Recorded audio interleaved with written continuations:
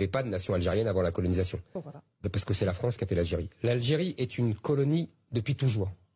Elle a été colonisée par les Romains, elle a été colonisée par les Arabes, elle a été colonisée par les Espagnols, elle a été colonisée par les Ottomans, les Turcs, et elle a été colonisée enfin par la France en 1830. Le gouvernement algérien, le pouvoir algérien, issu du FLN, ne parle que de la colonisation française. Il y a d'autres colonisations avant.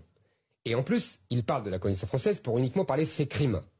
Je sais bien qu'il y a eu des crimes, mais il y a eu aussi des hôpitaux, des routes, des trains, des aéroports, des villes entières, Alger entièrement.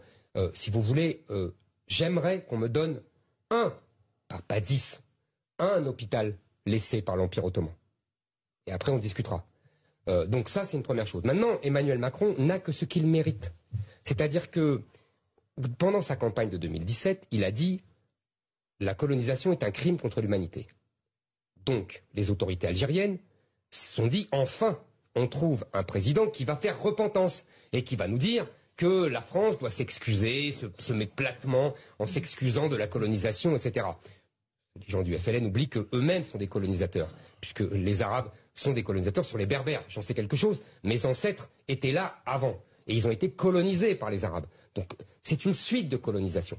Sauf que Macron a ouvert la boîte de Pandore. Et que depuis, il ne tient pas, entre guillemets, ses promesses. Donc les dirigeants algériens sont furieux contre lui.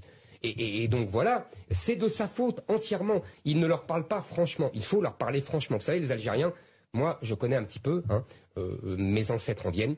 Ce sont des gens fiers, farouches, mais qui respectent la parole donnée. Et qui n'aiment pas le louvoiement. Et qui n'aiment pas le en même temps. Emmanuel Macron est l'apôtre du louvoiement et du en même temps. Eh bien, il le paye.